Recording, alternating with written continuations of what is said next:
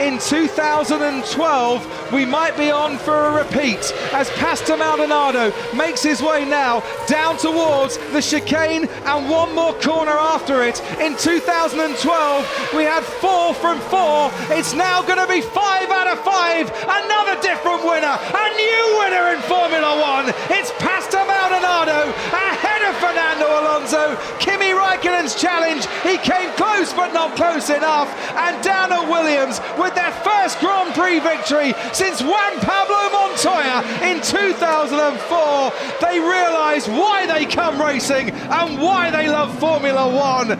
What a victory for Pastor Maldonado and a Williams team that are back on top, and boy are we glad to see it.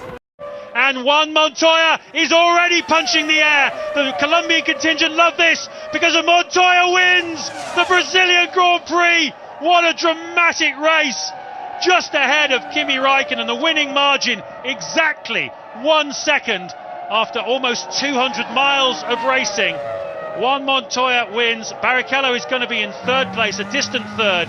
And you can see the joy for Montoya on the radio to his team. His last Grand Prix for the BMW Williams squad. What better way to finish off a 4-year relationship than with a win? This then the final 2 corners for Juan Montoya. He picks up his 3rd career victory, his 2nd of the season, and such a dominant win today for Juan Montoya. He was a full minute ahead of David Coulthard in 2nd place. Final chicane for him, and Ralf Schumacher wins his 2nd Grand Prix in a row.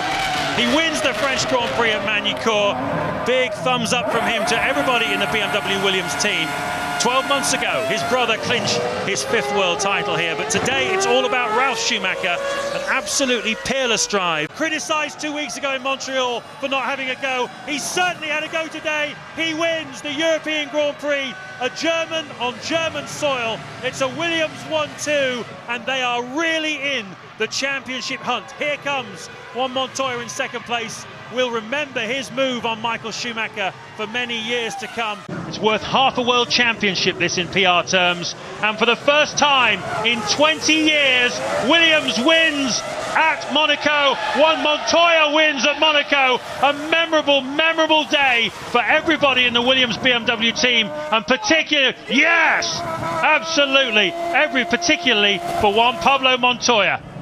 Well deserved too. Car worked well. Ralf Schumacher, though, wins the Malaysian Grand Prix. A fantastic victory for Williams, for BMW and for Ralf Schumacher. His 4th career win, his 1st of the 2002 season. He's going to lead home his teammate Juan Montoya in 2nd place. Out of the parabolica, down goes the accelerator. He can almost see the checkered flag now. There it is. Montoya wins in Italy at Monza for Williams and BMW. 70 miles an hour on the apex from 205 miles an hour to exit it, and Ralf Schumacher wins the Canadian Grand Prix for Williams, for BMW, for Michelin, and of course for himself. Jacques Villeneuve into turn 14 for the last time, wins the Hungarian Grand Prix, and he wins it for the 2nd year in succession. But let us remember, they're both sons of great fathers. Double world champion Graham Hill, and never a world champion, but one of the most exciting drivers Grand Prix racing has ever seen, Gilles Villeneuve, whose exploits in the Ferrari thrilled us all those years ago in the early 1980s. And now his son is on his way to give honour to Canada and to Williams. It's going to be the 5th Williams 1st and 2nd of the season. It's going to be Jacques Villeneuve's 4th win of the season. It's keeping the World Championship alive for him. And, of course, the Williams team has already won the Constructors' Championship. Villeneuve wins in Portugal. 10 World Championship points. Because Nigel Mansell is almost home and dry to win the 1994 Australian Grand Prix. And Nigel Mansell wins in Australia. Damon Hill takes the checkered flag, but we wait for Michael Schumacher.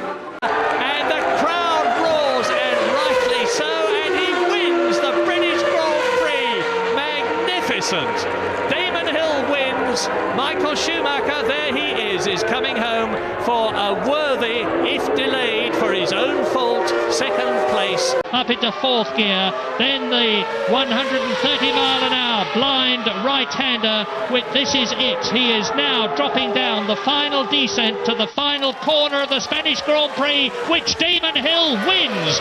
And there is a surge of excitement. And Damon Hill exits the Parabolica. He's into the last straight now. He waves his hand, and Damon Hill wins in Italy as he won in Belgium. But as far as he's concerned, they're just numbers. And Alain Prost wins the British Grand Prix at Silverstone, sees the checkered flag, and will be as delighted as he always is to win a race. Nigel Mansell is coming into the last corner of the last lap, and it's going to be a very close run thing between himself and Ayrton Senna. But Nigel Mansell wins in Germany. Nigel Mansell wins the 1992 British Grand Prix in terrific style, hands off the wheel. And out goes the checkered flag, and Nigel Mansell wins in Spain. Magnificent. But Nigel Mansell has won the Italian Grand Prix. He thinks so. He's waving his hand. He has. Mansell wins and takes the 10 points that goes with it. Riccardo Patrese comes out of the last corner on the last lap, waves his fist in joy, as well he might, because he has won his third Grand Prix in his long career. Boutsen crosses the line to win the Australian Grand Prix. The Williams mechanics and the Williams team are understandably ecstatic. As far as I know, it sounded crisp, and there he goes. Boutsen has won the Canadian Grand Prix, and an exultant wave of the hand. And now Nigel Mansell, winning the British Grand Prix for the second year in succession, can see the checkered flag. Out he goes. Mansell has won the British Grand Prix. Nelson Piquet finishes in second place. Second Grand Prix win. 32-year-old Nigel Mansell from Port Erin in the Isle of Man waves his fist, wins the French Grand Prix for the second year in succession, and is now very much back into contention with the World Championship. To move up into third position in the World Championship behind Senna and Mansell, the checkered flag goes out. Piquet has won the first World Championship Hungarian Grand Prix. Piquet approaches the finish line. The checkered flag is out. Nelson Piquet wins the German Grand Prix. And you see the flags and the handkerchiefs and the hands waving as Nigel Mansell, on his way to win the British Grand Prix and to take the lead in the 1986 World Championship, exits the last corner, crosses the line, and Mansell is the winner. Great stuff. This one is for you, Frank. Nelson Piquet wins the 1986 Brazilian Grand Prix, and you will hear the crowd go absolutely mad. Piquet wins in the Williams Honda, and it's a Brazilian in second place with Ayrton Senna. Now the checkered flag is ready, an 81 lap Swiss Grand Prix. There is the checkered flag. There is the Union Jack now waving from the delighted Williams personnel. Keke Rosberg, 49 Grand Prix, and at last he's won one. The checkered flag holder is out. I can see the flag of Saudi and the British Union Jack, and Alan Jones takes that Union Jack to win the Caesars Palace Grand Prix, the World Championship decider of 1981, and there is the new world champion finishing. There is Reutemann. He's going to have to make his mind up. What? That's the checkered flag, and that's 55 laps. I cannot believe it. There's 15 laps to go, and the race has been stopped. I can't. Surely the finishing flag official couldn't have. No, you can't possibly mistake 15 laps.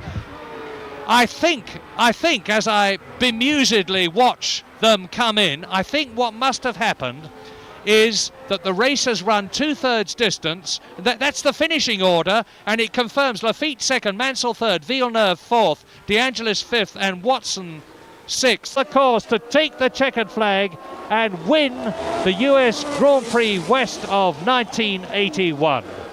out of the swimming pool complex for the last time. The left-hander that leads to Raskas. Bottom gear for Raskas. Squirted up to the final hairpin. The checkered flag is ready. Keke Rosberg is going to win the most grueling Grand Prix of all. The Union Jack, the Saudi flag from the Williams pit. And there's the flag that matters, the checkered flag for Keke Rosberg. Keke Rosberg wins the Monaco Grand Prix. And there's the checkered flag. Carlos Reutemann wins the second Grand Prix for him, and Alan Jones finishes second.